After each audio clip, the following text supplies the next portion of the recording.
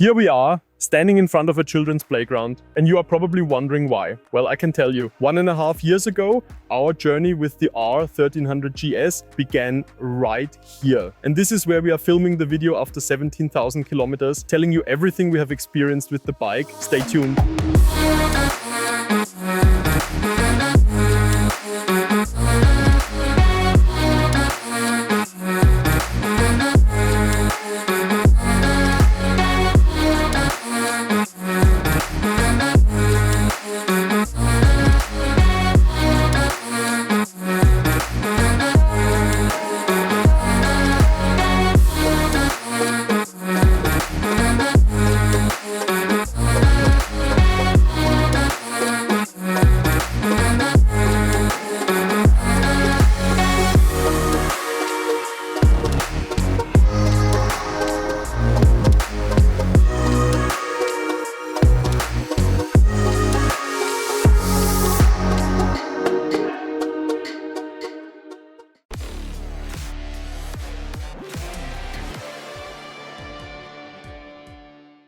This is not the first long-term test video. After just under 13,000 kilometers at the end of last season, we already gave you an interim conclusion. We were expecting to start a second season with a similar mileage, but that did not happen. Everything that took place up until those 13,000 kilometers you can find in the first video. I have linked it below for you. We covered quite a lot there, and I want to pick up exactly where we left off last time. So, what else happened since then? Which recall actions have taken place in the meantime? And what changes have we made to the bike for 2025? It will not just be me talking. No, Gregor, Amelie, Philip and finally Arlo will also share their thoughts on the R 1300 GS. So it is definitely worth staying tuned until the end. Just a quick note beforehand. Our GS is a model that has already been thoroughly tested. We have been through quite a bit with it. The next proper service would be due this year. And I asked BMW what still needed to be done. They told me only 2 technical actions, as BMW calls them, are still necessary for this model. One concerns the front brake system, which will be checked and, if required, replaced. The other is the combination switch, which also has to be inspected. Otherwise, nothing major. Now, maybe to the more interesting question, why are we ending the long-term test after 17,000 kilometers and not going further? The reason for that is actually sitting on the other side of the camera, and that is you, in a way. It simply became very clear that interest in this bike dropped off significantly over this season. Our viewing numbers confirmed that. And even though we really had quite a few more experiences, which I will get to in a moment, the sales figures also reflected the same trend. In Austria, for example, the R 1300 GS models recorded a drop of 6% in the first half of 2025. And in Germany as well, June, with minus 14%, sent out a very clear message. So we had to weigh up for ourselves whether it was still worth continuing the test. And the decision was made to draw a line under it here in July 2025. Now, that of course does not mean that the 7 months since the last long-term test, since our interim review, have passed by without incident. Quite the opposite. We rode it all year long. For example, in the winter, Gregor took it out for a ride in temperatures between 7 degrees and minus 1 degree. And now I will quickly take a look at my cheat sheet to give you a little insight into what he experienced. You will find all the details in our long-term test logbook, which has been meticulously kept from the very start of our time with the GS. That really included everything. And Gregor noted that cold starts were possible without any issues despite the low temperatures, although the Boxer engine sounded a bit tinny. He also praised the newly fitted Pirelli Scorpion Trail 3 tires, which we had mounted in the meantime, highlighting their secure feel in cold and wet conditions. He noticed some mechanical noises at the traffic lights when cold, something that also came up in your feedback in the comments. He observed that the heated grips were, interestingly enough, warmer on the right side than on the left. He was very pleased with the heated seat, and overall you can really say this is a brilliant bike for riders who are out in bad weather. Then, in February, the GS went into the van for our winter escape to Spain. By then we had already fitted some new parts, most of which you can still see on the bike today. I mean specifically the crash bars installed by Wunderlich. If you are interested in the details, I recommend checking the report we have online about it. But what really made the difference was this Wunderlich active comfort seat. At first I thought, who is ever going to find this comfortable? But our experience in Spain showed that the apparent firmness was only misleading. In fact, thanks to three-dimensional technology, the weight is distributed very evenly. It is also a bit wider in the pelvic area than the standard seat, and that makes long tours truly enjoyable. What else did we do in Spain? We compared it with the current Multistrada V4 in a video made by Scharf and Gregor. Definitely worth watching. I will also link it below. Then it came back to Austria with us in April. Niels took it for a longer ride around Easter, and he too was quite impressed with the Wunderlich seat, saying it offered noticeably more comfort and feedback, which in turn increased confidence and control in the corners compared to the standard seat. He went both off-road and on-road and attested that the GS has fundamentally assured handling. Then there was an interesting ride-out with the GS because Gregor was out on it. When he nabbed the GS for that outing, it still had the SHAD exhaust fitted. We also did a big exhaust comparison for the GS, which I'll link below as well. After 2 days of riding in Vienna, he realized, something's different. The exhaust was missing. That SHAD exhaust had simply been stolen. He only noticed it on the second day because there's now so much going on in the pre-silencer that the sound is actually fairly discreet, and the difference with and without the end silencer was small enough that Gregor didn't notice. That unfortunate turn of events gave us the chance to try yet another exhaust on the R1300 GS, and that's the system from Jekill and Hyde. You'll surely know them in connection with cruisers and their exhaust valve, but they've clearly looked at the sales figures and have now developed a system specifically for the 1300 GS. It features 3 modes: Dr. Jekill, Mr. Hyde, the loud one, and a middle setting Jekill and Hyde called Dynamic. And with it you can run the GS quieter than in standard trim, or you can ride it with a bassy rumble. So properly mean, although it is 100% road legal, the setting is operated via a small switch here on the handlebar, switching between the 3 modes. And in every mode the flap is controlled so that wherever the law requires, it closes enough to make sure that both emissions regulations and power delivery, which is higher with the flap fully open, all remain within the legal framework. Normally you have a measurement tolerance of 5%, and Jekill and Hyde managed to ensure compliance here.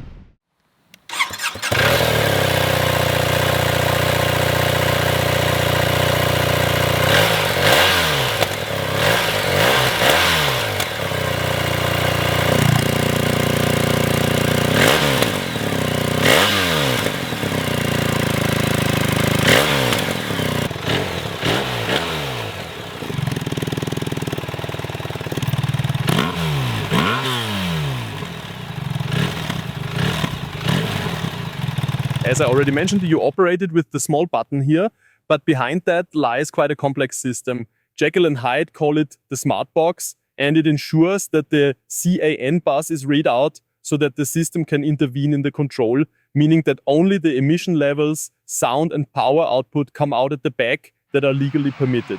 Switching between the modes is really quick, it happens in milliseconds, and again easily managed via this little button, which also shows you which mode is currently engaged. So if you press once, you move from Jekill into Hyde mode or back again, and if you press twice, the in-between dynamic mode is activated. I think the sound is genuinely lovely, pleasantly bassy.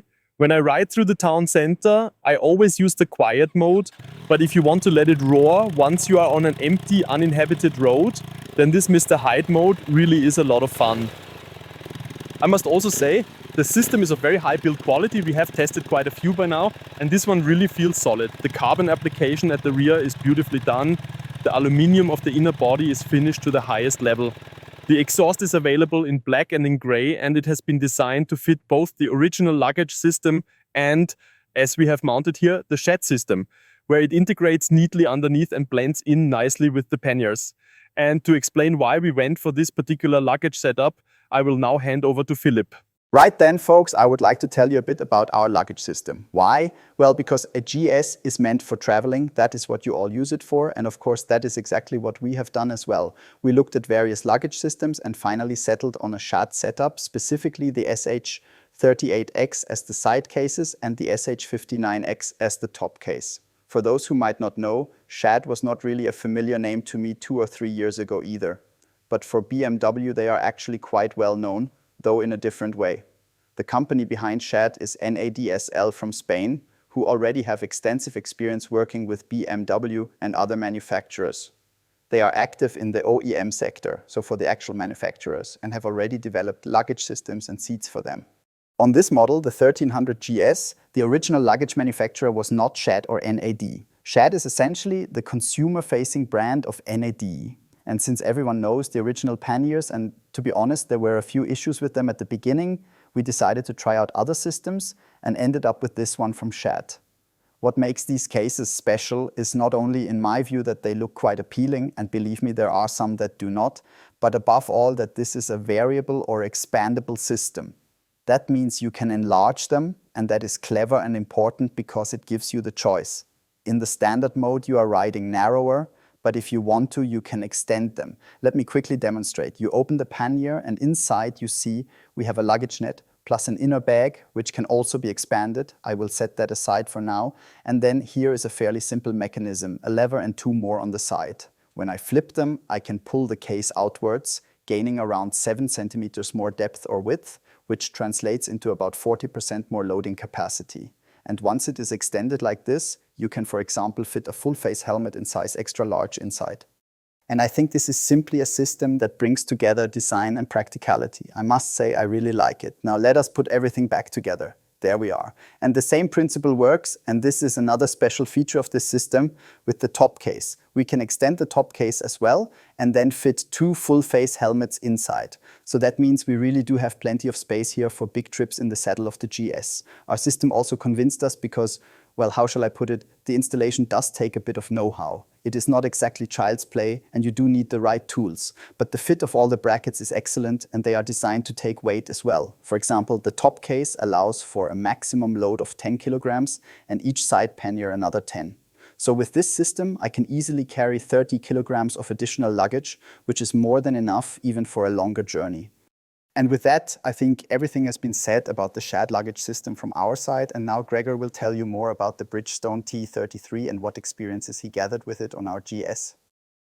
So, I now have the tricky task of explaining why, right before the end of our long-term test, after Martin Bauer and some of our throttle-hungry colleagues had taken the GS out on various track days with the Dunlop Sportsmart TT tires still fitted, by then they were completely worn out. We needed something new. We opted for the Bridgestone T33, and I only just broke them in.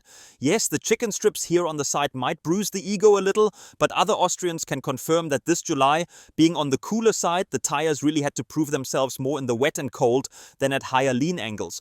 But I would like to explain briefly why I consider the T33 and tires of this type to be the ideal choice for the R1300 GS. Because tire technology today is on such an advanced level that if you use the GS as it was intended, mainly for touring, then this tire is the right one. But even if you deviate a little from their touring purpose, I still think this tire offers the best overall package. A touring tire has an extremely wide temperature window in which it works. That means a short warm-up time, and even when it is as wet and cool as this July has been, you do not have to worry. It gets up to operating temperature. And with modern rubber compounds, it is more than enough. By now, it has also become standard for touring tires to use dual compound technology. That means a softer, grippier compound on the edges and a harder, longer-lasting one in the center. That is standard nowadays, and it is enough for properly spirited rides on twisty roads. And of course, I understand if someone says they are a sporty rider and perhaps bought the GS precisely because of its combination of upright ergonomics and relaxed seating position. I can absolutely relate to that. I also like riding in a sporty way.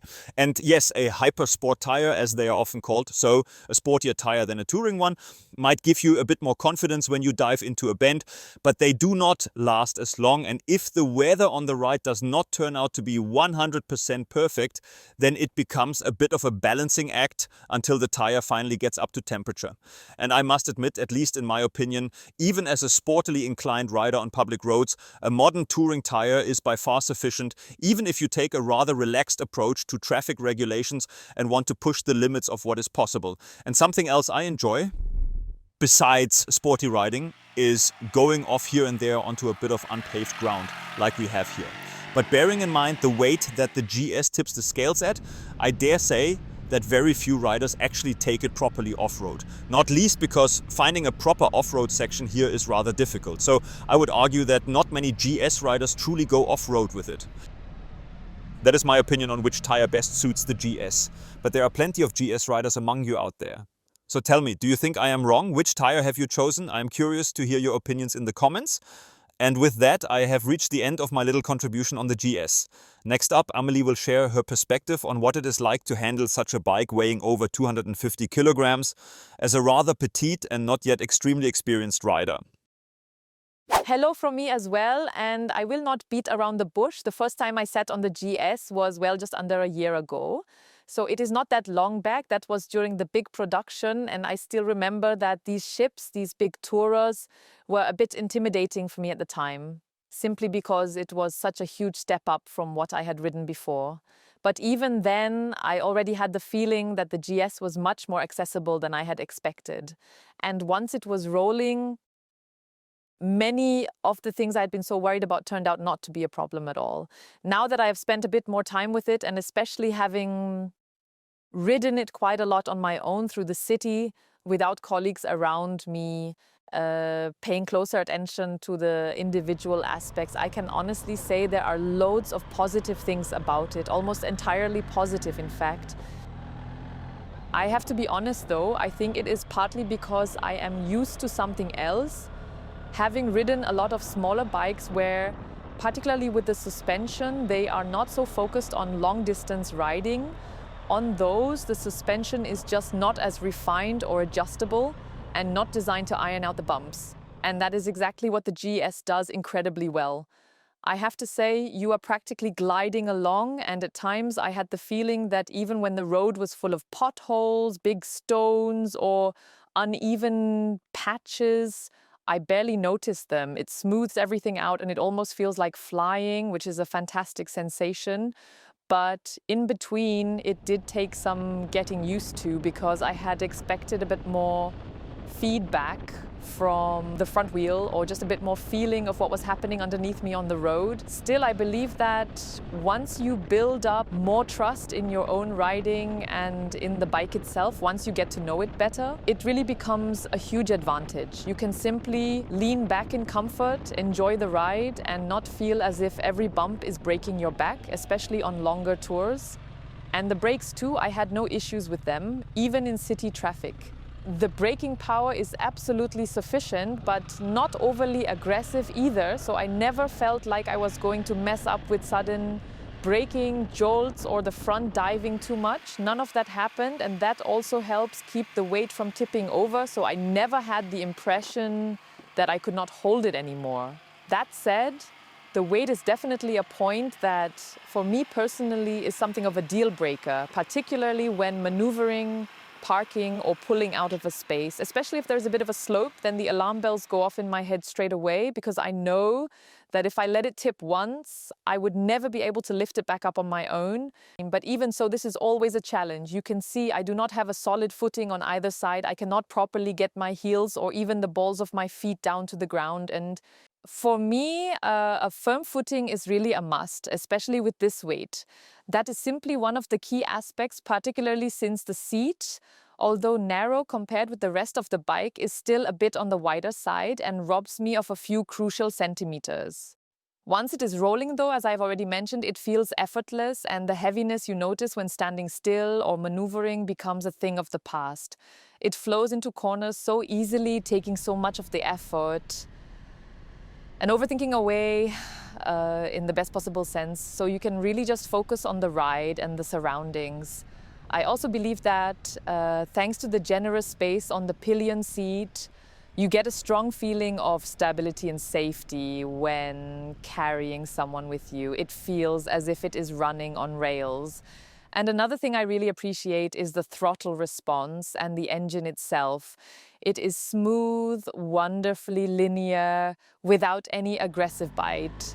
The bike does not jerk when setting off, and even if you slightly misjudge something, it does not immediately throw you off balance.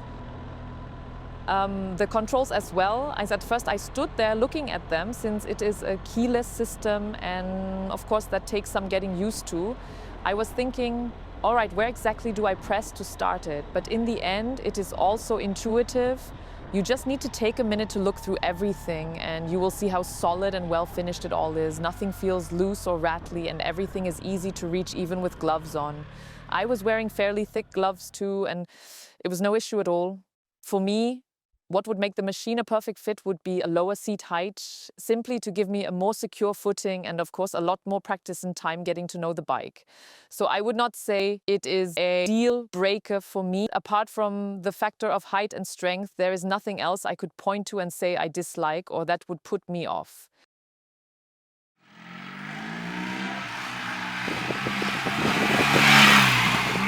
Right, Patrick, you are standing here next to me, which means the video is coming to an end, and I think it is safe to reveal that you have taken the 1300 GS out of the 1000 PS fleet, and actually paid for it as well.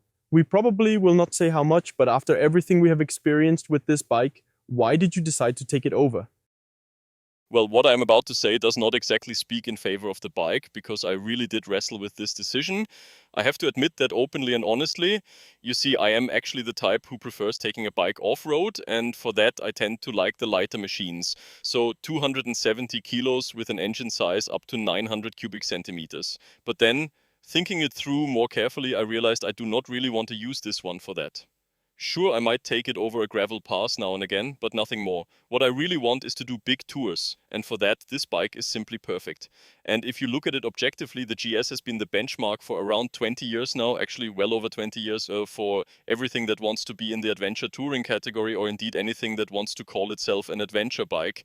And there is a reason for that. You could see it last year at our Enduro test day at Red Stag. In certain areas, other bikes did better. KTM, for instance, is stronger when it comes to sporty off-road riding, and there are other bikes that have their own advantages. But as an overall package, the GS is simply better. Just a brilliant motorcycle. And that, in the end, was the reason I said to myself, hey, if you have the chance now, then take it. I understand. And it is not as if it will disappear completely from 1000 PS. There may still be 1 or 2 moments next season when we come back to it. After all, it is not going too far away. Patrick, thank you, and thanks to all of you for watching and listening. And of course, please do share your own experiences with the bike and your thoughts on this video so that we can look back on everything properly after these 17,000 kilometers. With that, I will sign off and say goodbye.